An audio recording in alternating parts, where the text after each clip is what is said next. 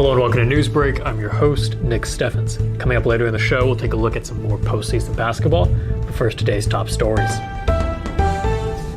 A nonprofit group of actors will resume its yearly tradition of charity fundraising shows in conjunction with Washington Community Center this March.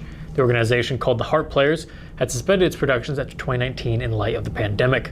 Members will return to the stage March 10th, 11th, 17th, 18th, and 19th for a production of Clue, based on the 1985 movie, which was based on the 1949 board game. Director Greg Wiley said participants were excited to be back after the hiatus since the group's founding in 1999. The group lost some members in that interim, 20 years after its creation, as actors decided to take a step back due to age, but he said the mission was still going strong. Like with all Harp Players productions, the proceeds will be split between the Community Center and the Harp Players, with the latter's revenue going to charitable causes. The Harp Players coordinated with the theater for props and sets, but they cast their own actors, direct their own show, and pick their own charities to benefit. This year, the revenue will go to student supply funds at Highland, Mid-Prairie, and Washington schools. Contrary to its name, the group contains no harp-based musicians, but was founded by a group of friends who enjoyed the Harp Lager line of beer and enjoyed being in plays, thus Harp Players. The name stuck as the annual tradition, according to Tom Dawson, one of the group's original members. Henry County Habitat for Humanity is currently hard at work on completing a home in Mount Pleasant and already looking forward to their next project in Winfield. In August of 2022, Henry County Habitat for Humanity started work on their 29th home. They are still currently building the home on South Jefferson Street in Mount Pleasant. Along the way, they continue to receive copious assistance and support from the community. Mount Pleasant Correctional Facility's inmates created walls in their shops and donated their time and on-site labor for the construction of this home. Various organizations donated lunches for build days, and many skilled laborers offered their services. In October, Quality Equipment, David Calhoun of Big Creek Construction, Stanton Mertens of Mertens Farms, answered the call to assist in installing trusses with the use of equipment and skills. Despite days with real field temperatures below 20 degrees and sometimes into the single digits, the organization and volunteers continue to make progress on their home through November and December of 2022. By the end of January 2023, the team was able to finish hanging sheetrock and complete the roof, 2 bedrooms, and 4 closets. As the cold of February set in, McCoy's Plumbing and Heating hooked up the furnace, and Total Connection Electric provided power to run it.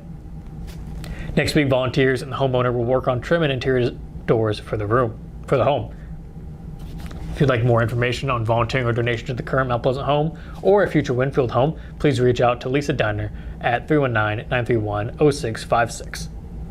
Henry County Public Health launches a campaign to raise awareness about the 988 Suicide and Crisis Lifeline. Beginning in July of 2022, reaching the National Suicide Prevention Lifeline officially got easier as 988 became the new 3-digit dialing code nationwide. Henry County Public Health asked businesses and public spaces that are willing to spread the word to reach out to their office by phone at 319-385-0779 or through their Facebook page. Public Health offers 988 business cards with holders or 8.5 by 11-inch flyers for those who are interested.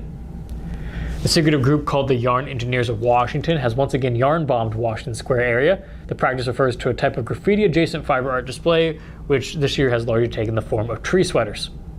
Carol Ray, who has knowledge of the group's operations, said the displays were something of a movement, like graffiti with less legal and political baggage. This is not the first time YEOW has orchestrated such efforts in Washington. In previous years, members have decorated benches, put out free scarves for those in need, and decorated trees with owls, spaceships, and snakes made of yarn. While the group's members strive for discretion, they've been known to coordinate with the Washington Public Library, where prospective members can leave their names if they want to get involved. Ivan Rangel took the oath of office at a Washington City Council meeting Tuesday night, hours after county officials verified his success in a special election to fill the seat vacated by Steve Galt. Rangel's term lasts until 2025, when it will go up once again for election. We're going to take a quick break, and when we come back, we'll take a look at the weather and sports. Since 1905, Kelowna Cooperative Technology Company has helped our community stay connected with the latest advancements in clear, dependable telecommunications services. KCTC provides rural Iowans with access to high-speed fiber internet, as well as phone, television, computer repair, and cybersecurity solutions. We're also proud supporters of local organizations and area schools within the community. KCTC, keeping Kelowna connected.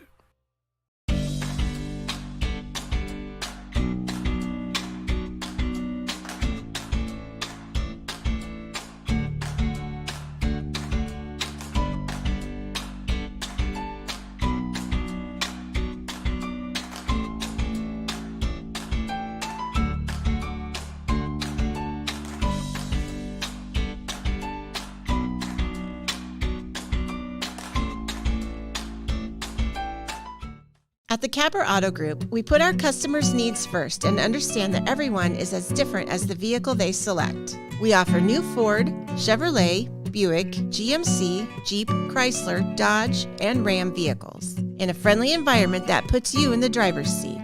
When it comes to service, we maintain factory-trained technicians and competitive pricing. The Capper Auto Group still believes that service after the sale provides the best customer experience. Come see the Capper experience for yourself.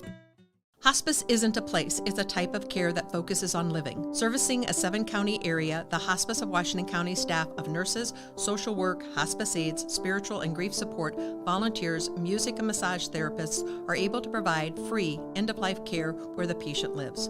We write wills, give consent for organ donation, but rarely is there a plan for what we would want the final phase of our lives. At Hospice of Washington County, we encourage our patients to be in charge of their healthcare decisions while maintaining quality of life. Welcome back to Newsbreak. I'm your host, Nick Steffens. We have your 5-day forecast coming up. First, obituaries. Catherine Suzuk of Fairfield passed away on February 21st at the age of 68.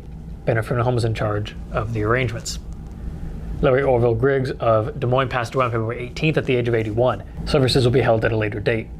Letitia Ann Weber of Stockport passed away on February 20th at the age of 84. A funeral service will be at 11 a.m. February 24th at Stockport Methodist Church. Cranston Family Funeral Home is in charge of the arrangements. Terry Jolene Pash of Ottumwa passed away on February 16th. A celebration of life will be held at 2 p.m. March 5th at the Elks Lodge.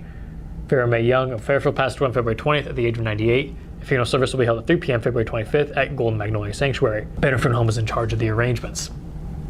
That was obituaries. It is now time for your 5-day forecast.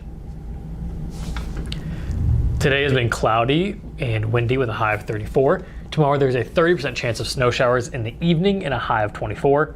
The weather will be much better this weekend with a high of 40 and partly cloudy skies. On Sunday it'll be even warmer with a high of 46 and mostly sunny skies. And there's an 85% chance we start our work week Monday with rain and a high of 47. We're going to take another quick break, and when we come back, we'll take a look at sports. Federation Bank is a locally owned bank providing award-winning customer service. We believe that we are more than just a federation of banks, but a federation of communities, serving Brighton, Richland, Wellman, and Washington, Iowa. Federation Bank's highly skilled staff is here to make sure you are able to accomplish your personal and professional goals, whatever they may be. Federation Bank, your family bank. Tammy takes the time and has the personal interest in each one of us. I don't worry about what's going to happen because I know my policy is taken care of. She pulls what I need and puts it together, which is the program I get from her. Every year she calls around September or so and says, there's changes again, and I'm going to do the best thing for you. It's been perfect. She does a great job. Family owned and operated by Andy and Sarah Ross. Ross Auto has been your vehicle repair and maintenance headquarters since 1935. We specialize in all makes of cars and light-duty trucks. With our variety of available services, let us help you keep rolling and your vehicle operating efficiently. Services include general auto repair, alignments, brakes, fuel injection, and more. Schedule your appointment today at 319-653-5656. That's 319-653-5656.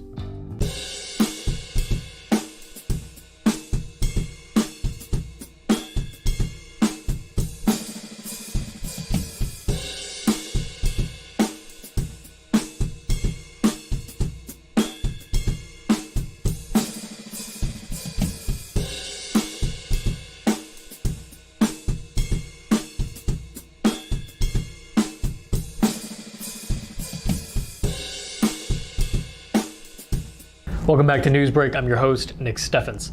It is now time for sports. Sports, brought to you by Fairway.